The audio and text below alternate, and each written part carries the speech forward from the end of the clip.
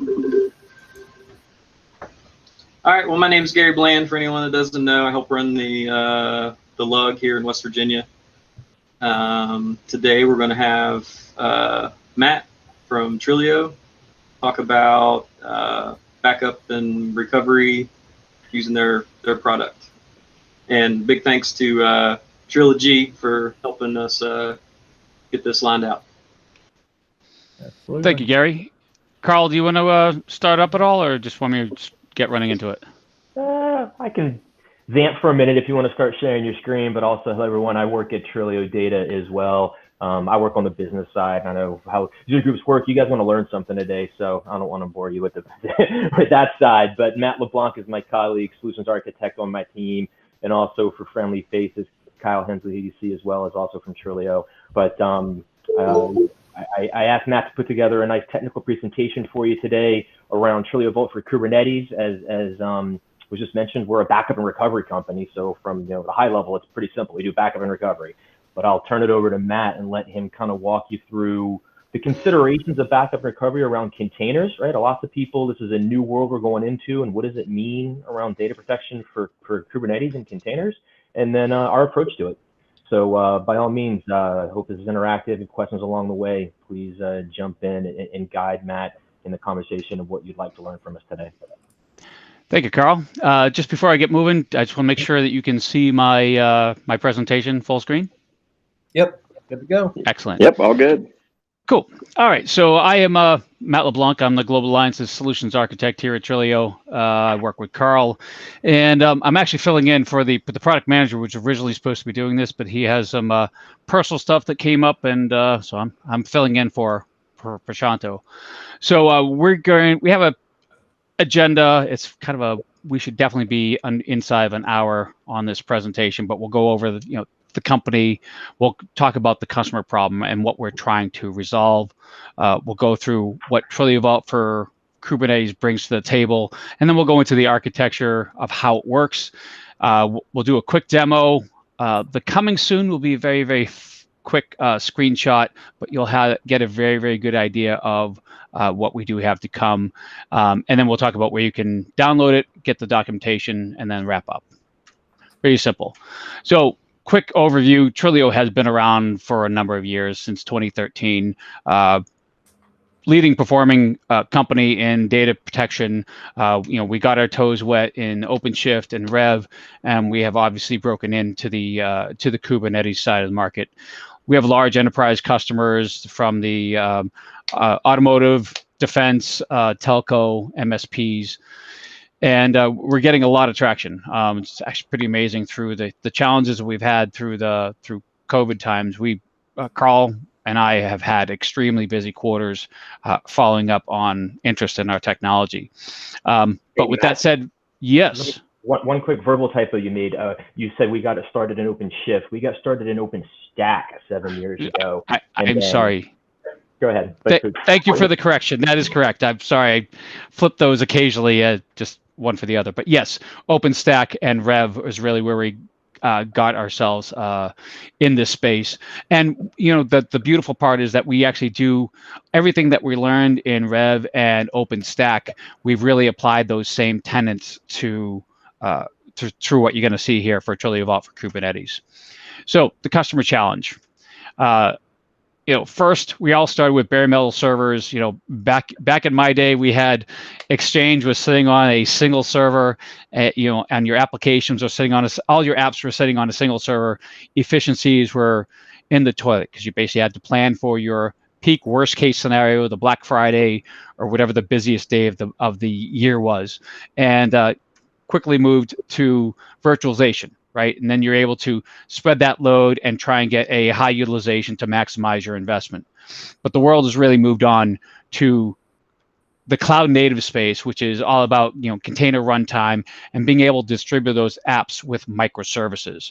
So with that, there has been a lot of the traditional companies, including the one that I used to work with that starts with a D and ends with an L, they do things still in the old-fashioned way. And as a matter of fact, when I came from there, only 9-10 months ago, they still only talk to the backup administrators and only talk about virtualization.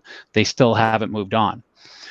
So there is a big difference between the traditional data protection environments versus cloud native. So in traditional data protection, they're pretty much only talking about their monolithic applications. They're very their OS dependent applications, their monolithic storage fingerprints.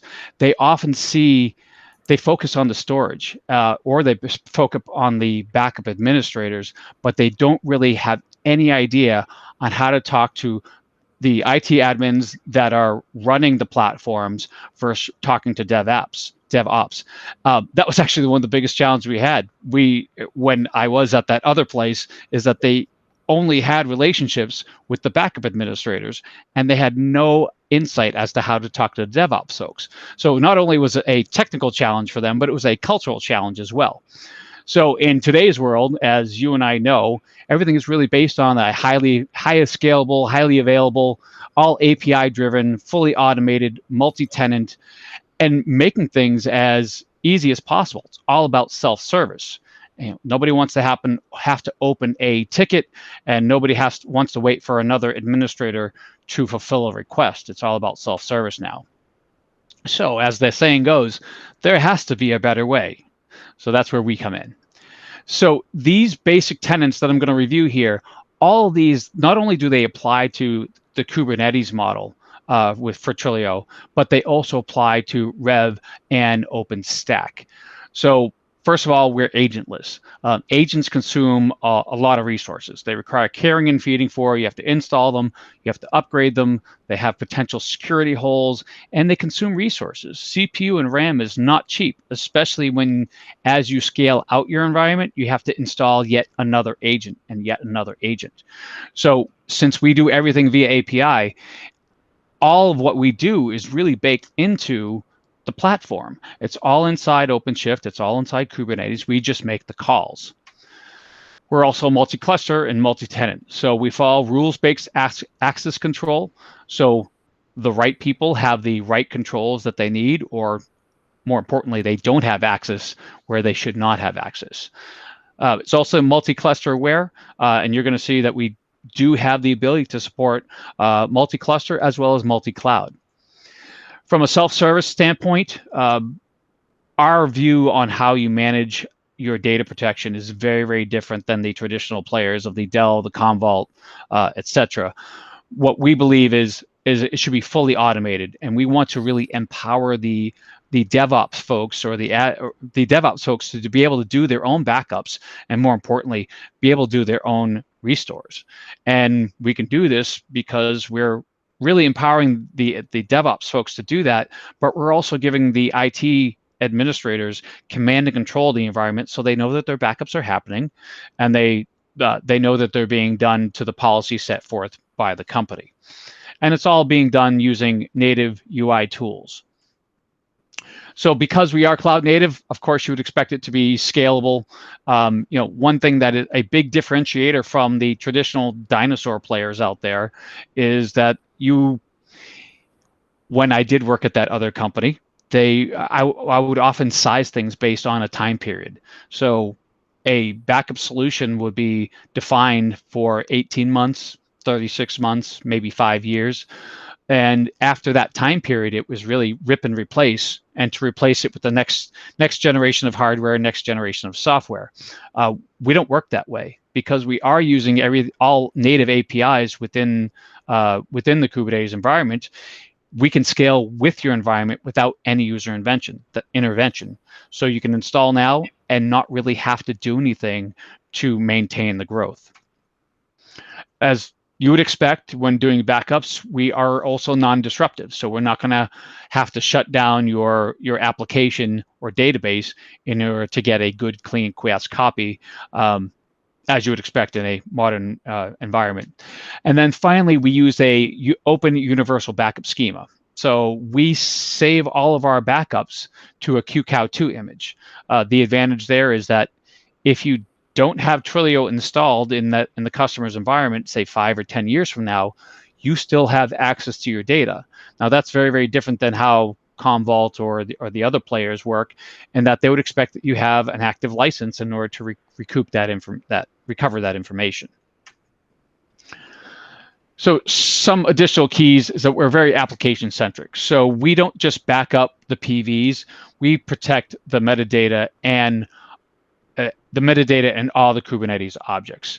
So, and that is what allows us to not only back up the applications, but also redeploy them. Now, I like to use redeploy, which is a very different term in saying restore the data, because restore the data doesn't really imply that we've put Humpty Dumpty back together. It just means we have the raw materials to potentially make that happen. We are native to Kubernetes and OpenShift, so we are packaged as an operator, deployed as a CRD, and we use CSI for the snapshot functionality, which I will come back to in a moment. But point being is, we're native to the environment. We're using the native API calls to get all of our work done. Within the application, or for application deployment, we support Helm, Operator, and label-based, and we do have an ecosystem which includes support for Prometheus, Fluentd, and Grafana, which will give you a means of monitoring your backup environment. We do have our license is fairly simple, and we do have some demos that are available. I'm going to share the links with you at the end of this presentation. And we do have a community edition, which allows you to download and try. And not only that, you actually are able to run this forever without it expiring. It's just limited to 10 nodes for that basic or community edition. We've also gone through our certification with Red Hat and IBM. We went through extensive testing with both Red Hat as well as IBM. They lintered our application, make sure that everything is following best practices, that there are no security holes in there. We've also been reviewed for best practices for Kubernetes deployments, making sure that all the labels are in there, our documentation is up to snuff, and that you have everything you need to have a support for an enterprise customer. And then finally, from the infrastructure side, we do not sell storage. We are not a storage company, but we are compatible with the standards out there. So we use CSI for the snapshots, and we'll get into how that works in a little bit. But we also support NFS and S3 for our backup repository. So you can use what is cost effective for your customers, or honestly, whatever investments that they've already made. We're not going to make you change them. From the cloud's perspective, we are Kubernetes compliant. You know, you can run this in a private AWS cloud, Azure, IBM cloud. It doesn't matter. You can run this anywhere as long as you have the CSI storage driver installed and you're running Kubernetes 1.17 or OpenShift 4.3 and above. So from a packaging and accessibility standpoint, we support both Helm and operator-based. So in our demo today, I'm actually going to show you that we are in the Operator Hub. You can go in there, basically click the install. It will run the install, pretty much like going to the App Store, and then just go back into the command line and just enable the licensing, which is available from Trilio.io. And we also support Helm. Basically, any applications that you deploy via Helm or Operator, we can support.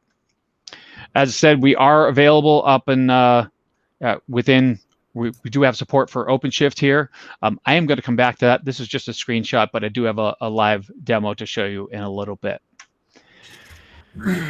Any questions? I just heard someone unmute. Nope. Okay. Nope. Moving on. Good. All right, so from an architecture standpoint, I'm going to break this down into three portions. We have the user intervention, the control plane, and the data plane itself. From the user intervention part, we have operators that would be, or the IT admins would be able to create their custom resource definitions, which includes your backup plan, which is what you're going to back up, how often you're going to back up, what's your retention policy, define your target, and as I mentioned earlier, we use NFS or S3 as your backup repository, as well as your backup plan and your restore plans. From the control plane, this is where we're going to grab all the metadata. So we capture everything about the application, the deployments, secrets, config maps, services, routing.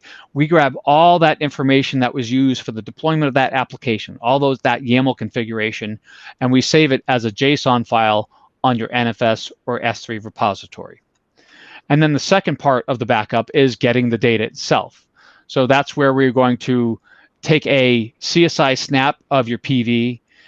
Then we're going to mount it and do a copy and convert over to QCOW2.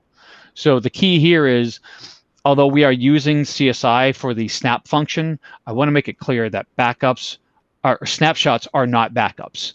We're only using that as a temporary way to get a good clean copy, and then copy and convert that, or copy and convert it over to QCOW2 over to the NFS or S3 repository.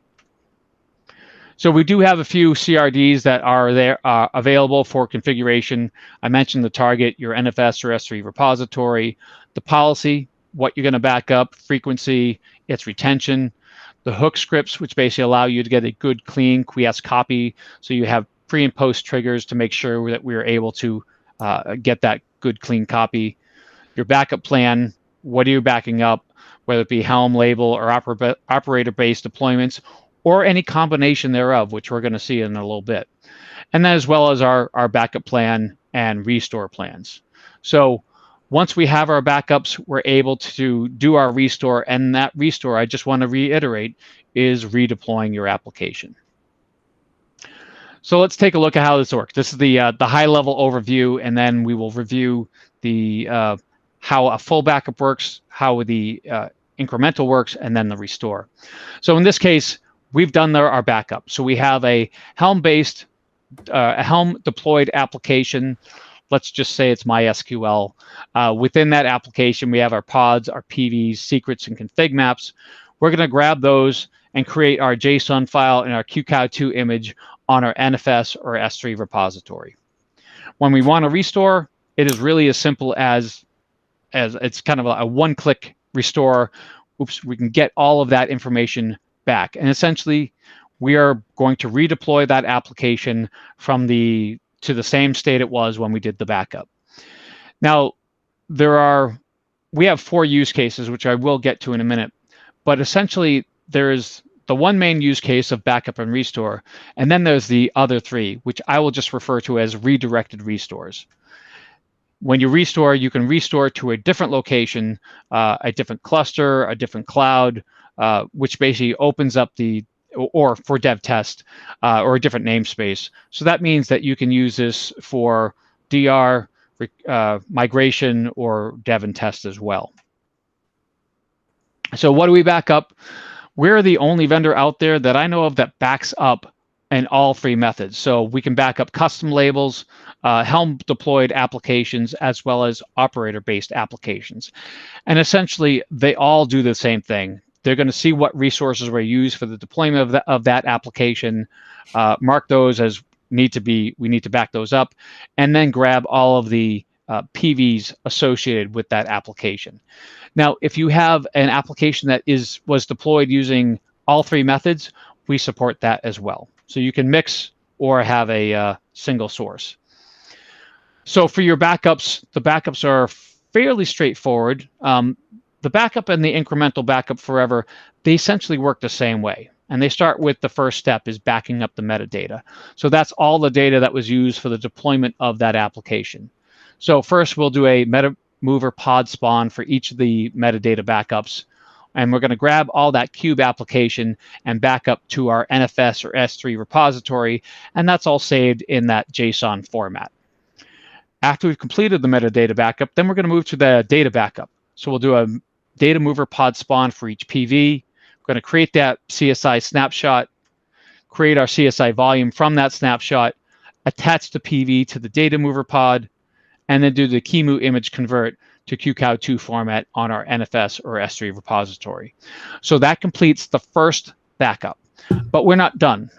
As with all of Trilio's data protection process, they use a similar function of using snapshots to get the backups, but we always do cleanup.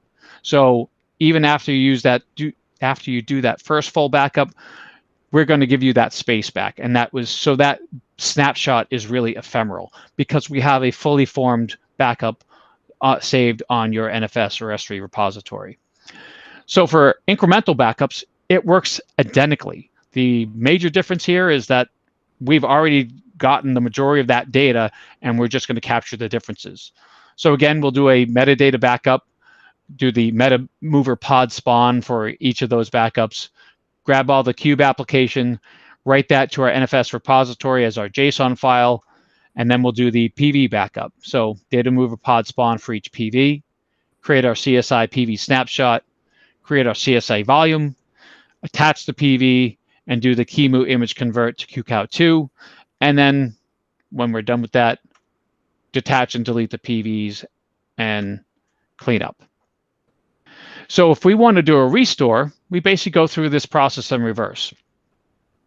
So we're going to grab, let's say, the first incremental. And it doesn't matter how many incrementals you take.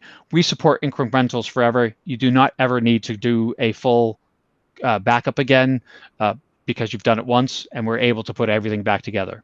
So the first step in restoring is to grab that JSON file, and we're going to do grab the QCOW2 image, and we're going to do a data mover pod spawn for each of the PVs, create our CSI restore volume, attach that PV, do the QEMU image convert to restore that PV, detach the PV, and then do the metadata restore. So we're going to grab all the application data, restore that to the Kubernetes environment, and then finally we're going to apply the application specs to restore that application and redeploy that app.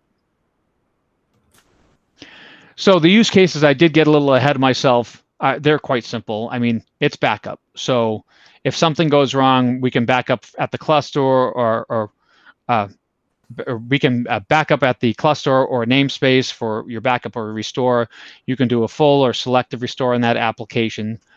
But as I said, the other three use cases are basically what I refer to as the redirected restore.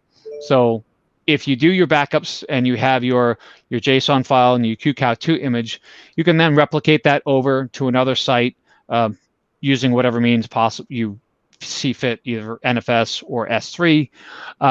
Replicate it to the other side, and you can use that to do your DR on the other side. From an application mobility standpoint, this is where you have the opportunity to really empower the DevOps folks to be able to do their own testing. They don't have to go and create a ticket. They don't have to go talk to the backup admin. They can now actually self-serve themselves and even move to a new Kubernetes cluster for additional testing. And then obviously we can use this for migration as well. It's really no different than the DR scenario. And this would give you, as long as you're on the correct Kubernetes distribution, there would be no problem in getting that over here. And you can also use this for migrating to on-prem from public or in any direction you want. From a monitoring and logging standpoint, we do support many native tools. So Prometheus and Grafana, we do have dashboards that have been set up for Prometheus as well as Grafana. And this gives you the ability to start with a pre-canned configuration, and then you can customize it as you see fit. And then we also supply support for FluentD for further analysis of those logs. We do have a bunch of metrics within Prometheus, details on your backup plans, your targets, how long it took your backups to happen, how much storage you have used, and as well as a few other availability of your Trilio controllers. And then from a security standpoint, I did mention that IBM went through the painstaking process of lintering our application. Essentially, that is a scan of the Openshift or Kubernetes environment before and after Trilio was installed. And the reason they do that is to make sure that we are not breaking any best practices for security. So it is important to note that we don't require or depend on any cluster or namespace admin roles. We do follow best practices that we're not creating any new security context constraints. We have our own service accounts, and we don't leverage any of the default ones. We do set the permissions. We have our own set of permissions and capabilities. So again, making sure that we follow best practices for rules-based access control, and we do have a security section dedicated to how this works, and that will be on our website. I believe we do have that available now on Trilio.io. So let's go take a look at it on Openshift. If you give me just a minute, I'm going to switch over over my screen. Let's see. And so you can now see my my Chrome environment, Openshift. Yes. Yes, sir. Yes. Okay. Yes.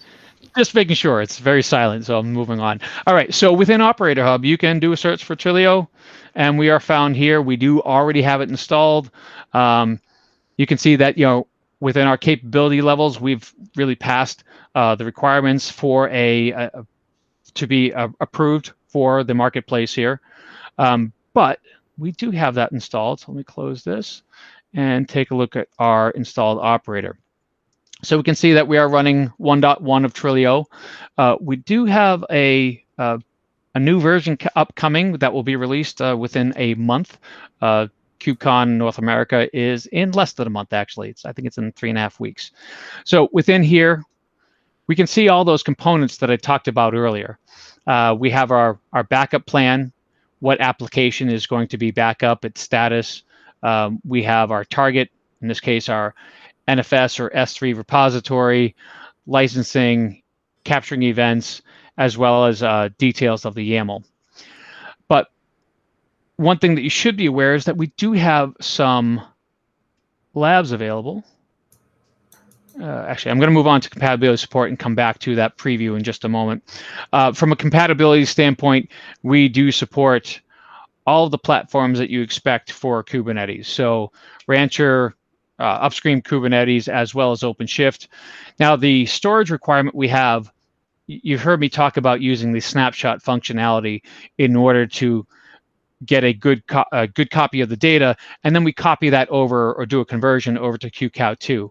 So we are very reliant on CSI. So the minimum version that you want for your production is going to be 1.17 for Kubernetes or 4.4 and above for Openshift.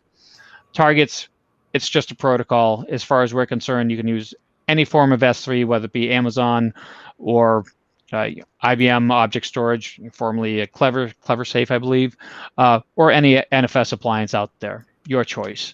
And then support for any cloud. As long as it supports Kubernetes, we're able to support it. So we do have that free edition, which I made. I think it's called Basic Edition, and that allows you to play with it for free online. So you can download that at Trilio.io.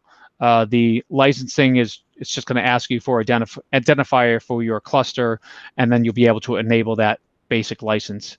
For our documentation, we do have a very thorough documentation for all of our products. If you go to docs.trilio.io, you'll be able to find Rev, OpenStack, and OpenShift documentation. And then the practice scenarios are also available via Katacoda.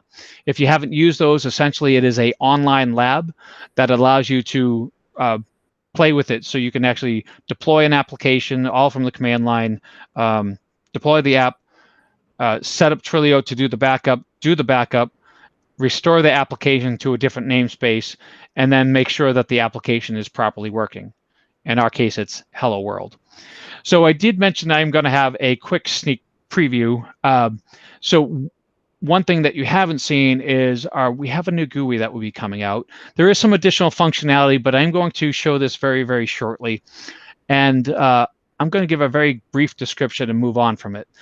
This was taken from a recording that Prashanto, our product manager, had done for us. And it was about 15 minutes, but we're going to keep it really, really brief here. So if you take a look on the upper left-hand corner, you can see that we now will be supporting multi-cloud management. So GCP, OpenShift, Rancher, AWS, does not matter. I mentioned which applications we support, operator-based, Helm-based deployed applications, as well as Label. So you can see that we have all of those pieces labeled here within this honeycomb environment. We can also take a look at the labels within that space and also see which one of these applications have backup plans associated with it. The challenge that we have in these large environments is that you don't necessarily have, it's very, very challenging to see all the applications and get the big picture. And this is our answer to that. We worked very, very hard to make sure that our product was fully functional out of the gate with 1.0, and the GUI is our answer to making this a little bit more usable for the non-DevOps folks. So those who just want a little bit more of a easier heads-up display. And then obviously on the right-hand side, we got monitoring for backup, success, failure, how much storage you're using, etc. So I'm going to quickly summarize here. So, traditional approaches don't really satisfy the new cloud-native environments, and that's why Trilio is here, built in as an operator to protect your cloud-native applications for any way that you deploy your applications. We have no application dependencies, no sidecars. It is all Kubernetes native, allowing you to take advantage of all cutting-edge features. We also have a lot of use cases for savings and peace of mind. And we also have we take advantage of mature, robust protocols within this space, allowing us to use APIs for all of that. So that is all I have for today. I will now stop sharing. Be aware that you do have access to, if you go to our website, you can watch a demo. There's a video there. You can take a test drive using the Katacoda scenarios if you didn't catch up those links, or you can also download the free trial or basic edition, so you can actually download this and play with this in your own environment. As a quick side note, Carl and I were actually talking to a partner, and in one weekend, one of our partners has said, "Oh, I'll give it a try," and he downloaded it, installed it, and he said in 4 hours later, even being the first time that he saw it, he was able to get it up and running without any issues. So the documentation is very, very thorough, and it should be a fairly easy deployment, as long as you're very aware that the first step is going to be enabling your CSI driver for storage. Thanks, Matt. Hey, we actually have a question here in the chat window. Travis asked, does the demo allow to leverage the backup for Rev or just Openshift / Kubernetes? So everything that I've been talking about today is really all about Openshift and Kubernetes. I did make reference to our other products for Rev and OpenStack. The way that those backups work is very, very similar, but they do have different requirements. So in the case of OpenStack, we're going to be using we're not going to be using CSI. We're going to be using Ceph or Gluster storage. Yeah, let me explain that a little bit more too. So for the OpenShift product, because it's that operator that's so easy to install, we're happy to put that out there and let people get their hands on it. The Rev product and the OpenShift product, due to the nature of those products themselves, those platforms, especially OpenStack, right? You guys know, we'll certainly give customers who are interested, we'll help them with a POC and a trial. But we don't want to just put install files out there, because chances are they're going to run into hard times and it would just be a bad experience. But again, if you're interested in doing a POC for Rev or OpenStack, we'll make it available and help you out. Make sense? Yeah, we are here to support you. As a matter of fact, that would be my role, is to make sure that you have the resources you need to get that done. Good deal. And then also seeing some questions in the chat, I saw that Gary had asked about our support for KubeVirt. The answer I gave, and if we want to get any more details about this, is the short answer is yes, shortly. We've got full support for Rev today. Red Hat actually brought us in almost 2 years ago and gave us kind of a sneak preview of KubeVirt and was like, this is the direction we're heading in. Let's work together. And the first thing we did was get solid support for OCP, which we released over the summer. And now we've got the KubeVirt part. The guts are all there. We just need to stitch it together and get that released over probably first half 21, rough time frame on that. Awesome. Good deal. Did anybody else in the gallery have any other questions or anything they wanted to ask or bring up? Has anybody seen Valero? I'm just curious, right? Let's just call out the monkey in the room. I mean, the 500-pound gorilla. People love to ask about Valero. I'm just curious if anybody has seen it or maybe thinking this sounds like Valero. If we kind of chat about what we see different with Valero and Trilio. I honestly have no idea what that is. Excellent. Let's leave it that way. No, we'll just, I mean, so Valero is an open source project that is aimed at backing up containers. It's owned by VMware at this point. They got it through one of their acquisitions. So I want to point that out because people have to look at it. I mean, if you Google backup containers, you'll probably find Valero. What we see around it as being an open source solution. It doesn't have any support. Nobody is doing support for it. So just that nature of Valero. Matt says he loves it, uses in production. Thanks, Matt. And the other thing I think that is really going to be a differentiator for us beyond, it's enterprise software. We've got, support for it. It's a common interface across ops and developers.